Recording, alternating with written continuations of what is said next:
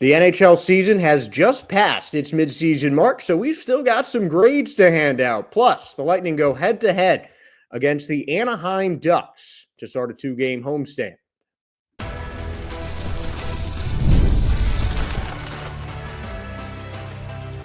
You're Locked On Lightning, your daily podcast on the Tampa Bay Lightning, part of the Locked On Podcast Network, your team every day.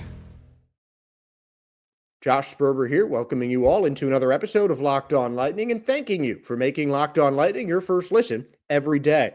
We are part of the Locked On Podcast Network, your team every day. And if your team is the Tampa Bay Lightning, then this is the show for you. Today's episode is brought to you by Game Time.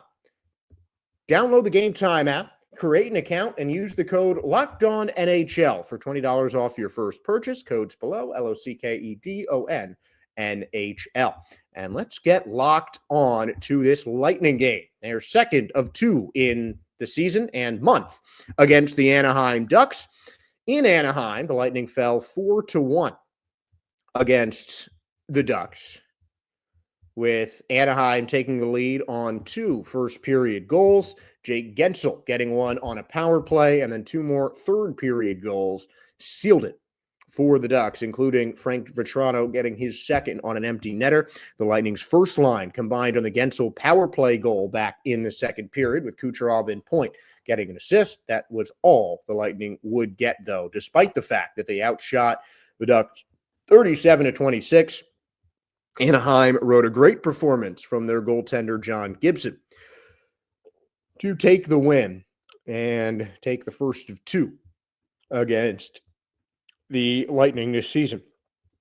And the Lightning do have two solid goalies. John Gibson has certainly been their main over the past couple of years, but Lucas Dostal, 24-year-old Czech native, is also a factor. And it's, you never really know who is going to be in there, but John Gibson has won 7 of his 18 games, and Lucas Dostal has played 26 with 11 wins, including one shutout. So two solid goalies for Anaheim. The Bolts will get Andrei Vasilevskiy, who did not play in that last game against Anaheim about a week and a half ago. Vasilevskiy was out due to it being on the other end of a back-to-back. Jonas Johansson played and let up 3 goals on 25 shots. And Vasilevskiy being back is obviously a big help for the Lightning. I mean, Vazzy at home this season, for the most part, has been completely lights out. It's one of the reasons the Lightning are one of the best home teams in the NHL. So I think in this kind of revenge game for the Bolts, they're going to need a big one from Andrei Vasilevskiy, because the Lightning already outshot the Ducks. And against most teams that they play, when the Lightning outshoot their opponents, most of the time, that's a game that they're going to end up winning. But it just wasn't the case last time out against Anaheim. And honestly, it was, the Ducks on the back of a hot goalie that gave them some extra momentum, and they just found the holes between the pads to put one in.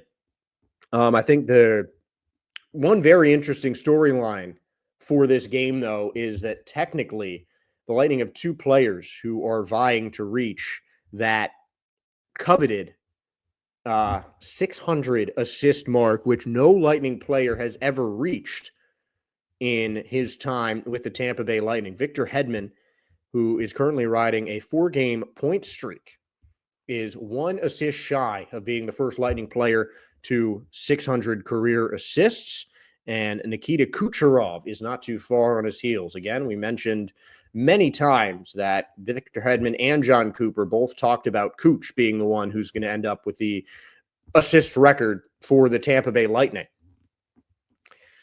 That might come even sooner than people think. Kucherov 4 assists away from getting to that 600 mark. So I still think Hedman is going to end up being the first Lightning player to 600 assists, but that record is not going to last too much longer. I'd be surprised if Kucherov hadn't surpassed Hedman in total career assists by the end of February. Like, I feel like it's going to happen sometime in February at the absolute latest, because Victor Hedman recorded his record-breaking 583rd career assists at the end of November. And at that point, I think Kucherov was only 10 or 15 assists behind him. Now that gap has closed substantially, and Kucherov seems ready to take that record right out from underneath his captain. And this is now a game that you want to see just about everybody step up. Hedman's been playing great. He has 9 multi-point games. 9 just this season, and 175 in his career, and long ahead of everybody else in terms of Lightning defensemen, in terms of multi-point games. They've got a couple of players who are on hot streaks right now, and Victor Hedman is certainly one of them, so he is definitely going to be key if the Lightning want to take down the Ducks. And you'd hope that seeing J.J. Moser coming back to practice before that game against Boston, his injury rehab overlapping with the Lightning's morning skate before Tuesday's loss,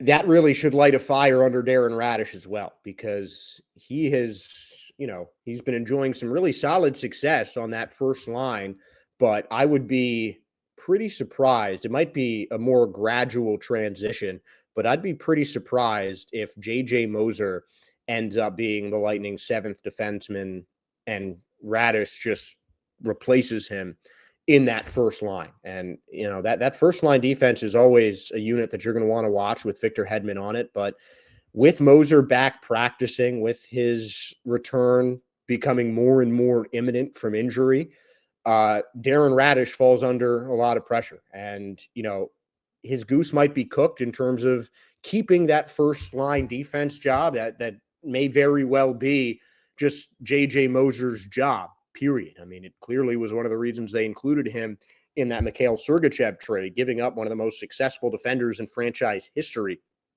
for Moser and also Connor Geekie. But it would be surprised. I mean, I just don't see that happening. I don't see Moser's role changing when he comes back. So Darren Radish really has to prove that he is the best guy to start next to Victor Hedman. And again, might not happen, but that kind of competition, when you've got another really solid player coming for your job, regardless of the fact, whoever had the job first, longest, whatever, these are pro athletes, and these are guys that thrive on competition.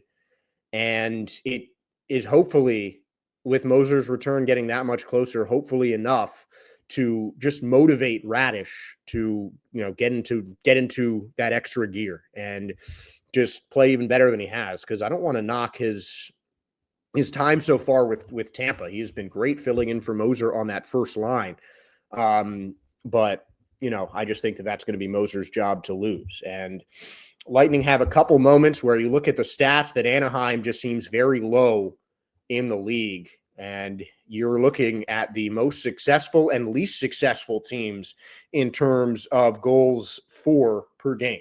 Lightning have a 1.2 goals per game more than the Anaheim Ducks, separating the first and last place teams in the league in terms of the goals per game for the Tampa Bay Lightning.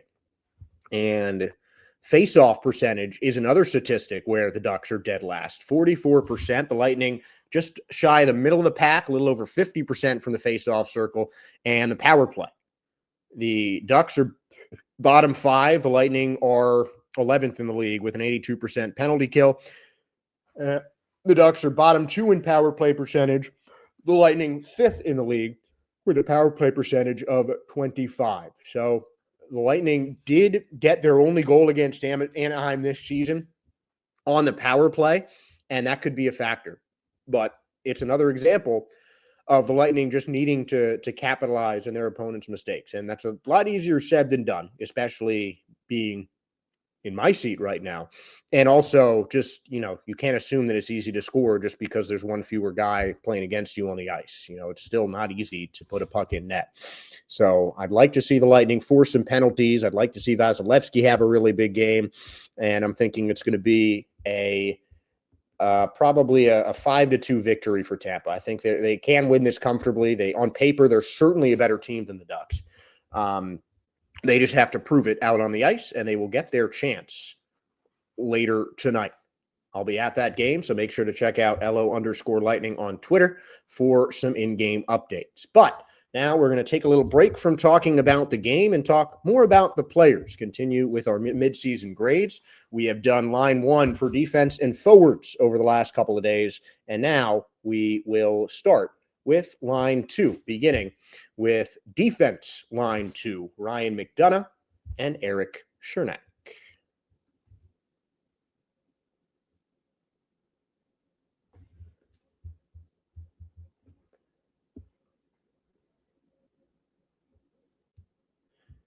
You just realized your business need to hire someone yesterday. How can you find amazing candidates fast? Easy. Just use Indeed. When it comes to hiring, Indeed is all you need. Stop struggling to get your job post seen on other sites. Indeed sponsored jobs puts your post at the top of the page and help you reach the right candidates faster. I've been in that spot where you need the right hire like yesterday. The pressure's on, and every day without the right person is a setback. And that's when Indeed's sponsored jobs come in handy. They make sure your post is seen by the right candidates right now. So right now, you can speed up your hiring process with a $75 sponsored job credit. Just go to Indeed.com/lockedon and support our show by saying you heard about Indeed on this podcast.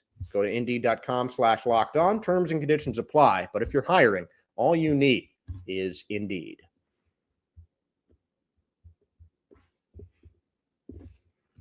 It might be just past the midseason mark. Tampa Bay Lightning have played 42 games on the season, currently sit at third place, tied in points, but the Lightning get possession of third place as they have 4 games in hand against the Boston Bruins. The Bruins have turned that into 1 fewer win, 3 more losses, and 2 more overtime losses. So, let's talk about that second line defense, McDonagh and Erik Cernak. And we're going to start with Ryan McDonagh, who was kind of an under-the-radar offseason acquisition. He was not a really highly publicized move coming back to his old team. He never wanted to leave the Lightning. It was a contract situation that unfortunately had to get him out of Tampa Bay. He spent 2 years with the Predators, enjoyed some success, but a lot of his greatest career success have come here in Tampa Bay, and this season is really no different. Right now, Ryan McDonagh is among the league leaders, both among defensemen and overall, with a plus 21 in 42 games. He hasn't missed a single game. 1 goal, 13 assists for McDonagh. Recently reached the 400 points mark and is now 11th all-time in NHL history in blocking shots. And that's exactly what the Lightning have gotten from him over the course of the season. The points come, but McDonagh is just such a solid defenseman that his skill, his success on the ice is not from anything that a lot of times you'll see in the stat sheet. I mean, most people look at stat sheets and they look at, the really obvious ones, the goals, assists, points, maybe plus minus, but not a lot of people look at the whole shot blocks thing. I'll be honest. I had no idea McDonagh had blocked that many shots and was one of the all-time leaders. He's likely to be in the top 10 in terms of shot blocks by the end of the year. And he's continued to play some of his best hockey in Tampa. And, it's clear that he loves it here. It's clear that the team loves him. His leadership is really appreciated in the locker room. And, he's a man who commands respect, not just in the Lightning locker room, but around the league. With his grade, though, I feel like it's less easy to decipher because he's not a high point scoring defenseman like Hedman or a guy like Darren Radish, who's really able to cover a lot of different roles. Ryan McDonagh is on defense just to play defense. But I'm still going to give him an A-. Maybe want to see a couple more points. It could be even higher than that. A-, probably closer to an A for McDonagh, but definitely he has been everything that the Lightning expected in a returning player and an alternate captain. and, just a defenseman on the ice. He seems to be in the front of just about every single shot, always in the right position. And it's rare that you see even a defensive miscue from him. Like, I honestly can't put my finger on a specific play this season where I thought, oh, McDonough really messed that up. It just doesn't happen all that much. No one's perfect, but McDonough is about as consistent as they come defensively. And that consistency is, in my opinion, one of the primary reasons that the Lightning are where they are right now. Defense has been kind of a sore point for the Bolts for the entirety of this season. Definitely the only weak link in the Lightning's chain is the fact that their defense is not up to the same level as their elite offense is. But I mean, Ryan McDonough in a lot of games has, single-handedly held down the defense. Obviously, I don't want to discount some of the other Lightning defenders like Moser, like Hedman, obviously, but Ryan McDonough might be the best defender in terms of just pure defensive ability on the Lightning team, and certainly one of the best in the NHL. So I'm going to give him an A-, maybe an A. Maybe you might want some more points from him. I don't know, but I mean, it's hard not to give him an A+, honestly. It's really difficult not to. So A-, I think, for Ryan McDonough. And Erik Cernak is a pretty darn perfect complement to Ryan McDonough. They play similar styles. Neither of them are too aggressive to push the puck up the zone. Both of them tend to sit back more often than not, and it's relatively rare that they get on the score sheet. Combined with Cernak's 10 assists, McDonough and Cernak have played all but 2 games. McDonough has the only goal, and they've combined for 23 assists. Cernak plus 11, McDonough plus 21, and both of them have been really efficient. And, Cernak is just a dependable player. He's always just going to be he's a top 4 defenseman in just about every team. He's not, he's not a superstar. He's not a catchy name, but he's a guy who can just get on the ice and do his job.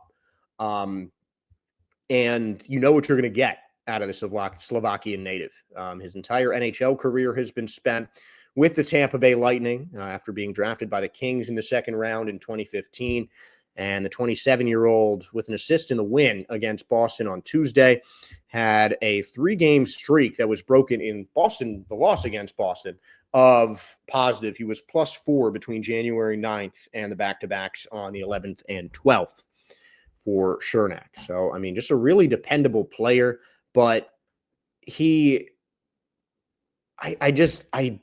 don't know. I mean, maybe it's just because he's on the same line with McDonough, and McDonough, when he's on the ice, just seems like he's everywhere. Cernak, he's still good. I don't know if he's as effective as McDonough is, but he's still proven to be a top 4 defenseman and just a guy that the Lightning can depend on when they need it the most. I mean, both of them are guys that I'd like to see score more. I would have liked to see Cernak hit his 100th point by now. He's been sitting between 97 and 100 for what feels like the whole season. But Cernak, I think if he could do, I think I'd give him a higher grade if he had really made more of an impact offensively, but he just doesn't really seem to be involved in the Lightning offense. McDonough at least will start the break, and Cernak can usually slide the puck to McDonough to have him start the break as well. I mean, Cernak's lack of offensive involvement is really the only thing that I can say that can detract from his grade. So I'm going to give him a high B+, maybe an A-, but I think a B+ for Cernak. I'd like to see him get on the score sheet, maybe put in a goal. He's strong, so he's got a hard slap shot, and a defender with just some really good transition players. He'll usually play with Cirelli and Hagel, slide the puck up to them, and let one of the best duos in the NHL, take the reins. So we're going with an A-, maybe an A. Honestly, probably an A for Ryan McDonough, and a B+ for Erik Cernak. Overall, I'll give defense line 2 an A-. Again, lack of the scoring involvement is less there. The offensive involvement is less there, but defensively they have been incredible sound. So an A-, mid to high on that one. But if you guys have different grades, please feel free to let us know in the comments or message us on Twitter at @LO_Lightning. We talked about the second line defense. Now we'll talk about the second line forwards and the man who will probably get the last A+ of these midseason grades. I bet you can guess who it is, though.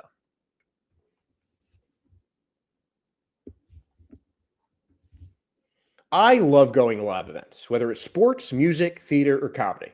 One of my favorite memories was attending a Morgan Wallen concert last year from tickets that I bought on Game Time. The energy and excitement were unforgettable. And now, Game Time has made it even easier to get tickets for your favorite events with their new feature, Game Time Picks. This feature filters out the fluff to show you only incredible deals on great seats, so you don't have to waste time searching through thousands of tickets. Recently, I was looking for tickets for the upcoming concert at Amalie Arena featuring Mary J. Blige and Neo. And I was using the Game Time app, and with Game Time Picks, I found amazing deals and could even see the view from my seat before buying. The super deal was particularly impressive, offering great seats at unbeatable prices. Plus, the app's all-in pricing shows the total cost up front with no surprise fees at checkouts. So take the guesswork out of buying tickets with Game Time. Download the Game Time app, create an account, and use the code LOCKEDONNHL for $20 off of your first purchase. Terms apply, but create an account and redeem the code LOCKEDONNHL. The code is below for $20 off. Download Game Time today. What time is it? Game Time.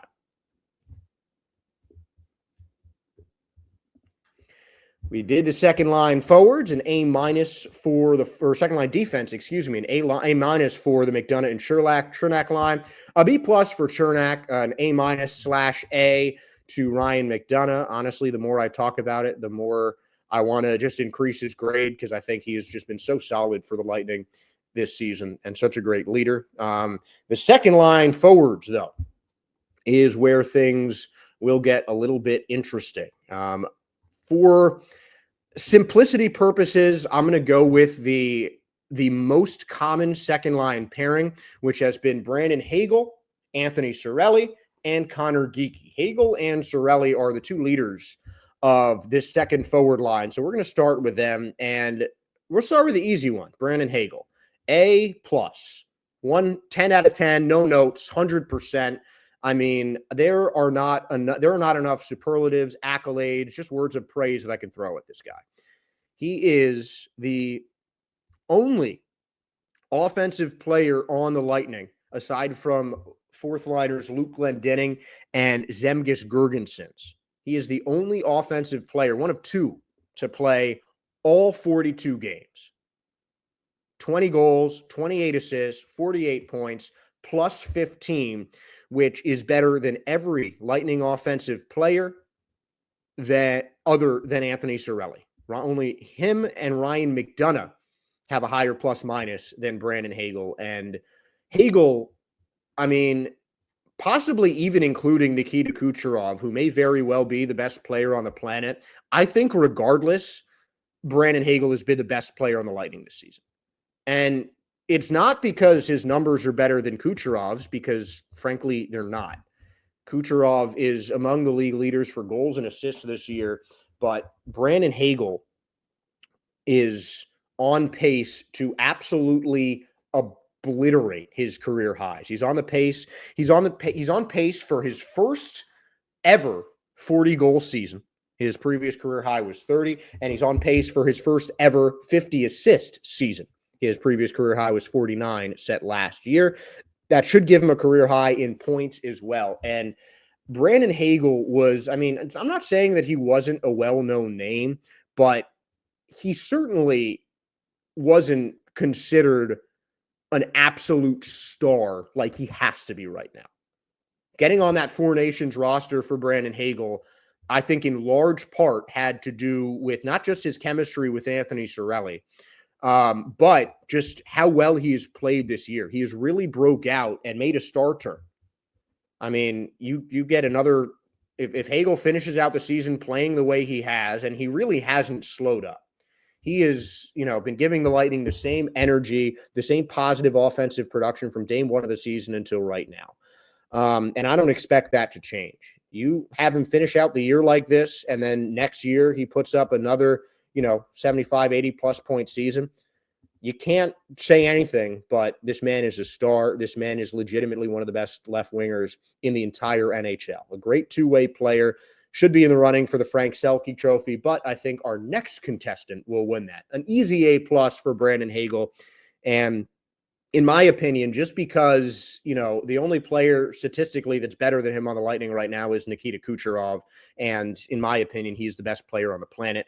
Brandon Hagel, not an unknown name, but he's made a star turn this year. So I think, for the purposes of this, I'll give him 100. I mean, I think he has been the best and most improved Lightning player over the course of this season, with a potential other option for most improved being Anthony Cirelli, who has really broken out in a big way this season. He's among the forward league leaders, the plus 19, plus or minus 17 goals, 19 assists, on pace for his first season with more than 20 goals after getting 20 last year. He's on pace for his first 30-goal season and around 40 assists, but definitely on pace to beat his career high of 28 helpers set in 2019 and 2020. And he should be getting his first ever 50-point season. And Cirelli was also selected to Team Canada, partly because he has proven to be one of the best two-way players in the league. I honestly don't think I've seen a forward better than him defensively this year. 3 shorthanded goals of the Lightning's 8, so almost half of those. Just comes up in such big situations, and he's just a workhorse. I mean, he is just always leaving it all on the ice, and just doing anything that John Cooper asks of him. I mean, he, like Brandon Hagel, is having a breakout season. Might not be a star turn in the similar fashion to Hagel just because of the points differential, but there's no doubt that Anthony Cirelli is emerging as a rising star in the NHL. And I think part of his selection to Four Nations had to do with how great he played this season, but also because Hagel was selected. Because if you have Hagel on the line, you want Cirelli right there next to him. Because individually, they're both great players. Put them together, and they're borderline unstoppable. 2 big reasons behind the Lightning's success. Anthony Cirelli gets an A grade. Now, Connor Geekie, who has bounced between some lines this season for Tampa. He has played on every single line but the first for the Lightning. And the Lightning rookie acquired along with J.J. Moser in the Mikhail Sergachev trade is exactly 10th on the Bolts with 12 points, 6 goals, 6 assists, plus 2. 2 of his 6 goals have been game winners for the Tampa Bay Lightning. And Geekie, I'm only going to give him a high B, low B plus, somewhere right in the middle. And I'm only going to do that just because he might have been a little overhyped. The Lightning haven't had a big name prospect like this, it seems, for a couple of years now. And this was one of the most NHL ready prospects that the Lightning picked up in a trade. He's certainly proven that he is NHL ready, but I mean, the goals, the points are not really coming. Hit-wise, he is one of the leaders in rookies in hits over the last 5 or 6 games. I believe he leads the NHL in hits. So Geekie, you can see the talent. You can see the skills. You can see that he is, he's acclimating to NHL life, but doing it pretty quickly.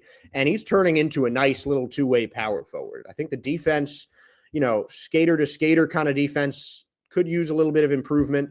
But he's so physical wherever he is on the ice, and he's got a nose for goal. And eventually those shots are going to start falling. Eventually some of the nice passes that he's made, those shots are going to start falling for the guy that he sent the puck to. But I think just because of the 12 points are a lot, I expected to have like 20 to 30 points by this point in the season. Maybe just higher expectations for a guy that I really like to watch him play. I think he plays the game the right way, and he's really earned the respect of his teammates. But I'm going to give him a BB plus.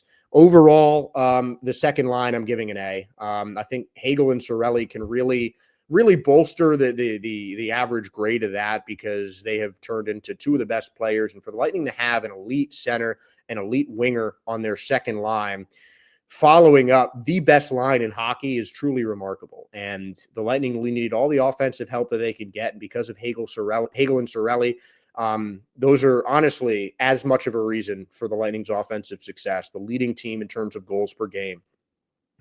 That Lightning second line, especially Hagel and Cirelli, are as much a reason for it as that first line of Gensel, Point, and Kucherov. So I give them an A, to the line 1, A+. And we'll have more midseason grades throughout the week. If you guys have your opinions, again, feel free to comment below or message us on X at LO_Lightning. But until then, I am Josh Sperber, and I want to thank all of you for tuning in to Locked On Lightning and making Locked On Lightning your first listen today. Now for your second listen, find Locked On Fantasy Hockey. Become a fantasy hockey expert and get the edge over your league mates with daily tips from Steele and Flint. Find Locked On Fantasy Hockey on YouTube or wherever you listen to your podcasts. And wherever you listen to your podcasts, please give us a like, a follow, a subscribe. We really appreciate your guys' support because we do the show for you. So thank you again for tuning in, and I'll see you at Amalie Arena later today. Go Bolts and have a great rest of your week.